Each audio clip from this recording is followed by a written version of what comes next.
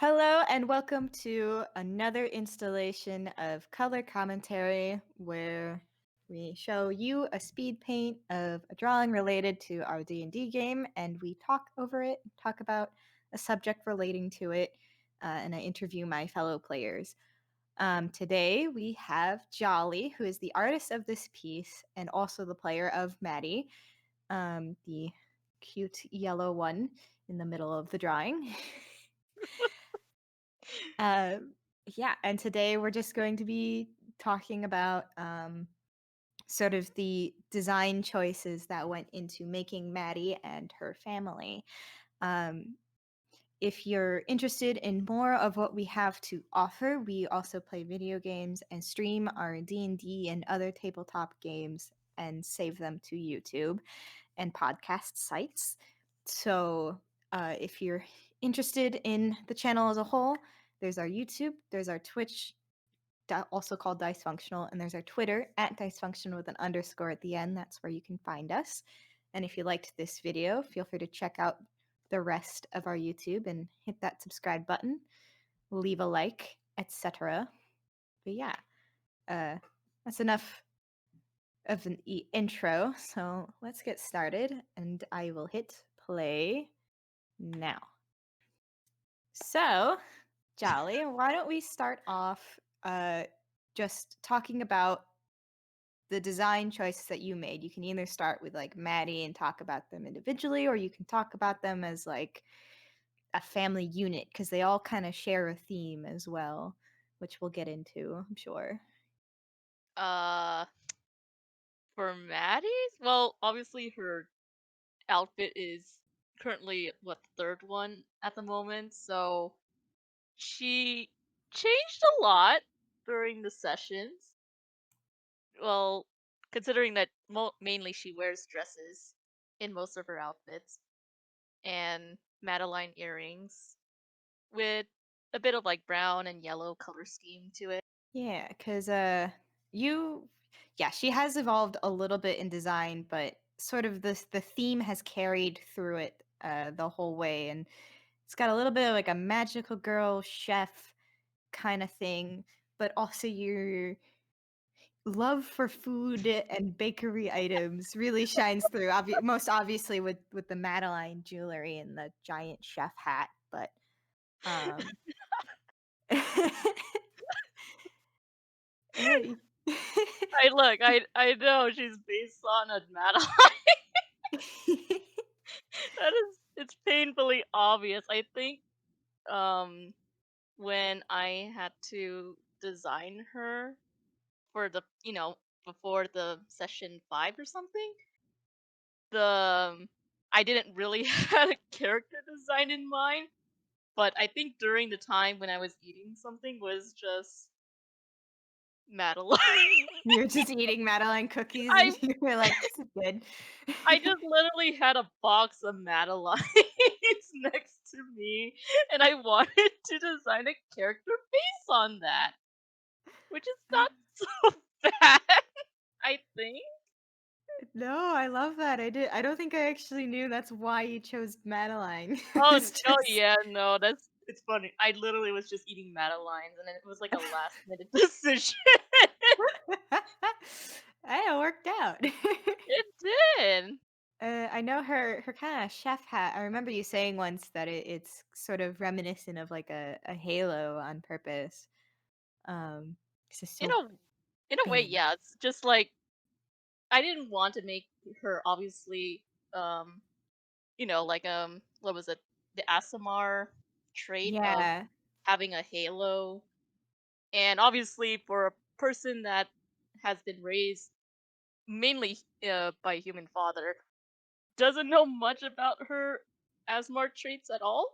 Yeah, that's right. Because she's an Aasimar, um, divine soul sorcerer. And for a while it was just her and her dad, who's a human. Yeah. So it was kind of hard for me, especially for a person that hasn't played D&D before, wasn't familiar of how Asimar traits work necessarily. So Hmm. obviously I based it off with familiar character designs, like Quella Magi Mammy color scheme. Obviously, the Mammy colors are pretty pretty apparent in this case. Yeah, she's based on Mammy, and probably some Overwatch characters, like a mix between Mercy and Brig at most. Um, Mhm. Also, the chef hat was completely from the Kirby Cafe, so the huge Oh. the huge hat. It's covering all your favorite bases. You just slap all your faves together in one character. That's it. That's the big. Exactly. It works out. I mean, it is a good place to start, like, if you're not sure how to make a character, where to start, you just look at what you like and you go, "I like Puella Magi Magica Magica. I like Kirby, and I like cookies." There you go. Slap character. Yep. Yeah, no, you can see the speed paint's working on Finn now, and Finn's also based off of some bakery items. Oh my god.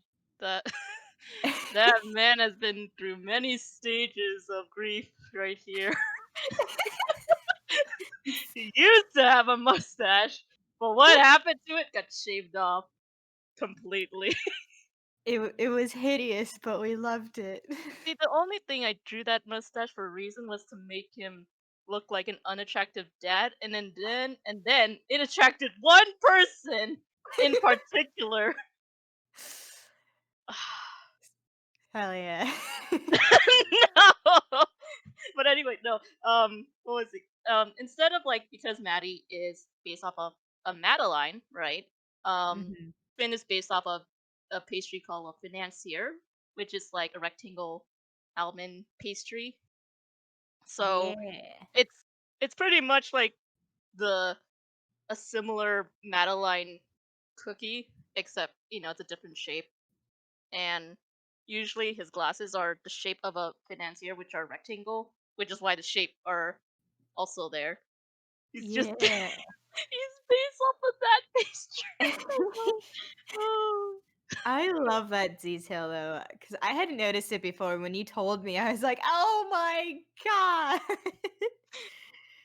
Oh, it's I tried beautiful. so hard to add little details on characters. Yeah, Uh, I think it pays off though. It's just like the little random references that I think really kind of like pull it together in the final stages, you know? yeah. In terms of a design choice, I have no idea why I gave him piercings or even like those glasses. What do you call it? Those the thing that holds Uh, the glasses. oh god, I can't remember. I know what you mean, like the gold chains that are like, Yeah. yeah. I'm not entirely sure why I did that, but I think it's because my sister wears those. So I was like, I mean, they look cool, but what if they were chain? Yeah. I mean, it kind of adds a little bit of wealth to his overall design because I mean, he always kind of dresses nice because he's a well-off baker, but um, just the bits of gold of things that don't need to be gold, I think, kind of add to it a little bit. And obviously, he also has a giant chef hat, I which like I them. love. I want them to match. No, I've told you this before, I think, but like it's one of my favorite tropes of like you meet a girl character and she's super frilly and it's like a maid outfit or like a waitress outfit because it's like her job or family owns a a cafe or something and it's like Yeah. super frilly and cute and pink or whatever and it's like oh it's because she's the girl character And but then then you you look meet her at family the and everyone's in that. It's a chef kiss, moi. Joke's on you. I like to see my dad have that hat too.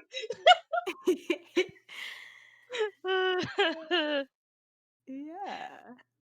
We see Amelie going now, and Amelie's got a little bit more of a subtle, food influence. wouldn't you Oh my say? god. Yeah, when I had to make her, because I totally had to make her blindly based on description, I didn't have the freedom to describe her yet because one, I didn't know what type of uh what's the word? Uh creature, I guess, cuz if Maddie's an Asimar, then I Yeah, her mom is a, kind of a celestial figure in some way. So she didn't know her mom for a lot of for the first part of the campaign.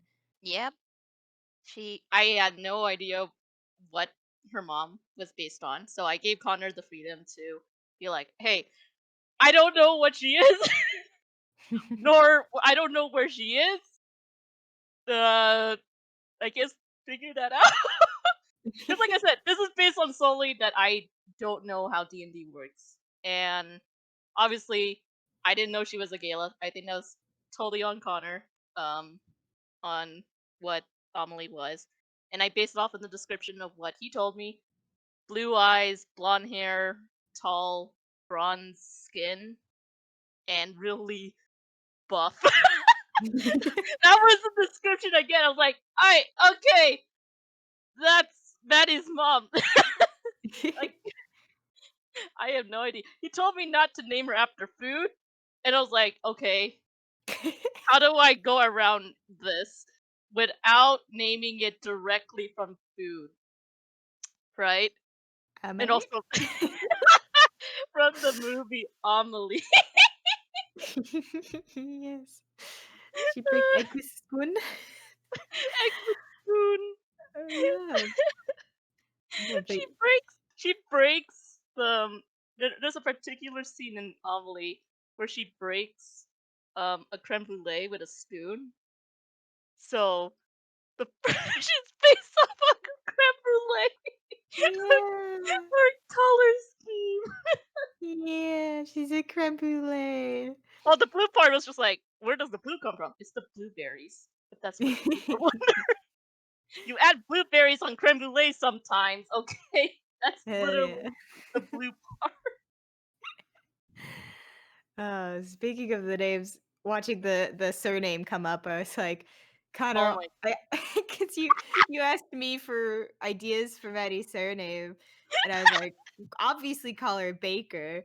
And Connor came back, our DM, he came back and was like, no, no more food, no more food. So I looked up some names and I was like, all right, hear me out. Brodbeck, which is German for like bread maker or something along I'm those just lines. like, I like it. Let's And do he it. liked it. He liked it too. He didn't notice. I guess. We don't tell them the meaning till later on throughout the sessions of what it actually means. Yeah. Yeah. So that that's about all we have time for this time. But it was kind of fun to just talk about where some of the design choices came from and hearing how Maddie and her family came to be visually. It turns out it was just a lot of like things you liked, which is like a completely 100% valid way to design a character. I mean, Yeah. if you're gonna love an OC, just make them what you like. I mean, I like how they look so far because they Yeah. went through multiple stages of visual, especially from previous sessions ago. I know Amelie had a different look. Maddie Mhm. completely did. So did Finn. But then they look nice together, you know. Yeah. They look like a family with a really tall buff mom.